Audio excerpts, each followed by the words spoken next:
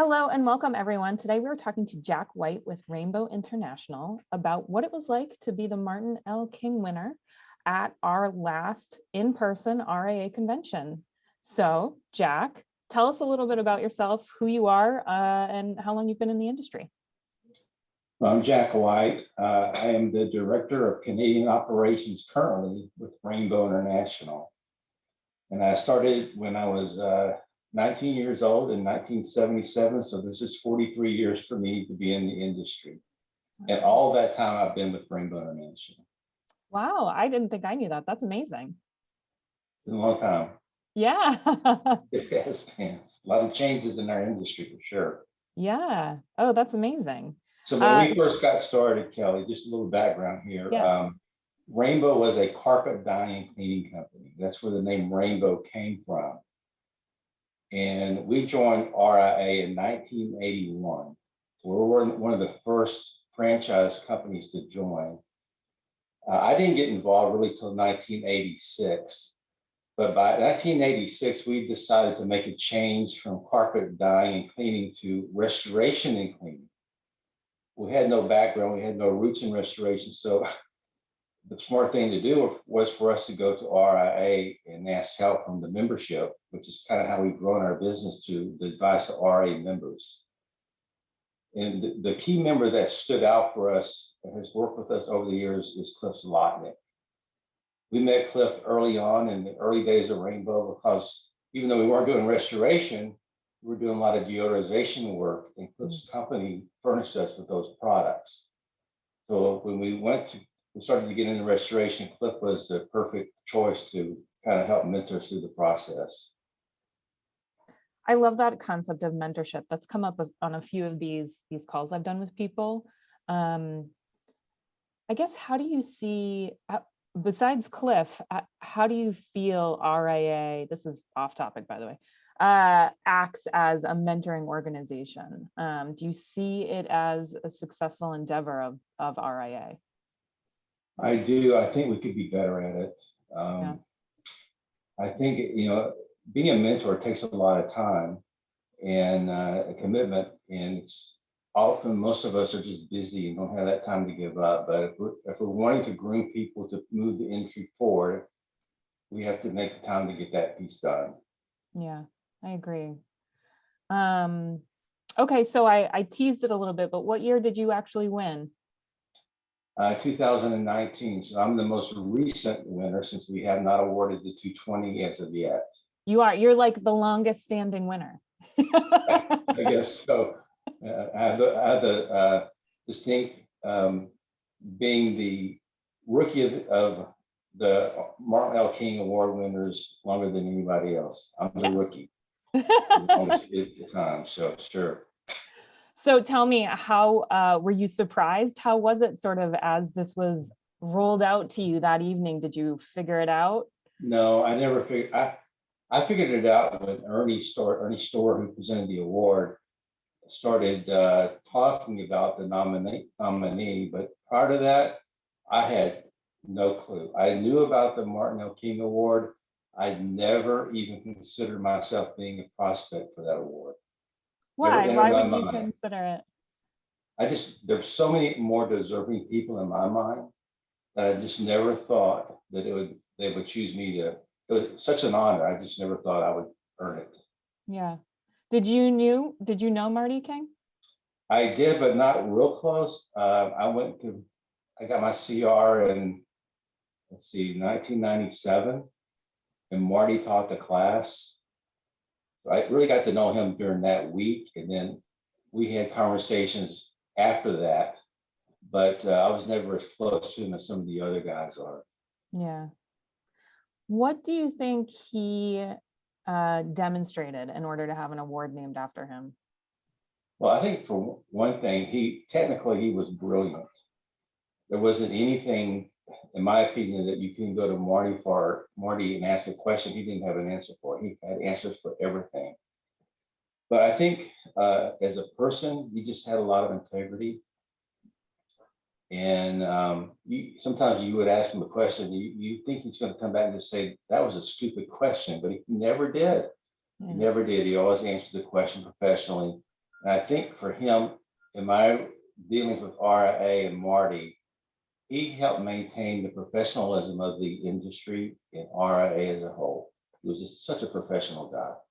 Yeah, that's what I've been hearing a lot, professional standards, intelligence, like, and the desire to see that education piece continue. Correct. Yeah. How was he as an instructor? Oh, he's tough. So a little story on that. So Yeah. I went in not really knowing what to expect. Now, I don't have a construction background. Mm. My background at the time was really in cleaning and, textiles, those kind of things. So the first day of class, the first thing he does is ask my neighbor next to me to come up to the front of the room and explain the construction of a home. So I'm shaking. I'm going, I'm next. I don't know anything about it. And all these construction guys that were in the room, they were just excited. They knew all the answers. I didn't know any of them. But the next day, he flipped it. It was on carpets and upholstery fibers and textiles. So all the construction guys were going, wow, I don't know any of this, but it's just one of those things. After the first day, I thought I needed to go home, but I didn't. I'm glad I didn't. So, but it was a That's tough amazing. week, very It was a tough tough week. week. Marty was a tough instructor. He expected a lot. I went in January of 1997, and it was in Arlington, Virginia, and it was very cold. Mm. I think Marty did it in the wintertime so that the students wouldn't go out and do anything in the evening. It was just too cold to do anything. But no fun to be had. no fun to be had. We had study groups and we studied from 5 o'clock to midnight almost every night. Did you stay in touch with any of your CR people? Like, did that cement some relationships that you kept throughout the years? A couple of them, yes. Well, two of them are previous Martin L. King Award winners. So Ken Larson was in my class and Art Johnson was in my class. Both people I have either talked to or am talking to. Yeah, so those guys have done well within their industry and have contributed a lot. So, and there's some other people too that aren't involved now as they used to, but we still stay in contact. That's wonderful. Yeah. So the unveiling of the award is a surprise to the winner. Very few people know about it. So you had to get up on stage and then talk. Do you have any idea what you said? I really don't. That's what everyone has said. In fact, it's kind of funny. The award ceremony went long. It was long. And they did the Phoenix Awards and the Patty Harmon Award, and so I had to go to the restroom.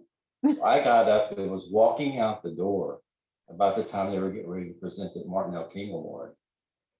And some of my guys I worked with ran out and grabbed me and brought me back in. So, yeah, the whole time you're distracted. Yeah, I was not expecting to have to get up on stage. I don't remember what I said, but I do know that Ernie Storr did the presentation. He did just a fantastic job.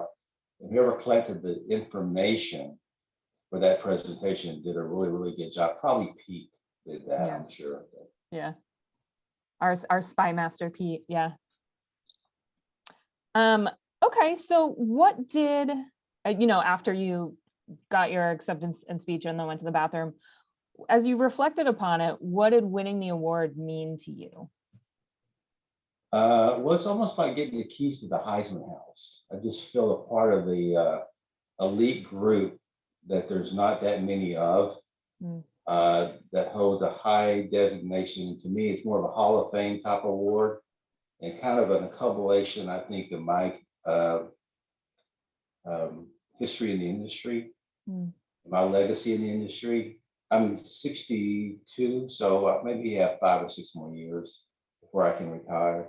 So that to me is kind of like the accumulation of all the things I've done over the years in recognition for that.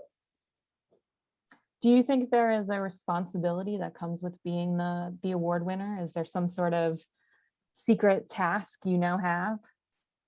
I don't, nobody's told me that I have that. I think typically, I'm going to make sure I'm going to be at all the meetings that I can and make myself available. I think there's some responsibility to these guys that are winners of the awards. Yeah. Let me see, what have I asked? Okay, let's say somebody has this in their sights as a career goal. As you mentioned, you feel like it's the accumulation of everything you've accomplished. How would you advise somebody to approach this accomplishment if they wanted to win it?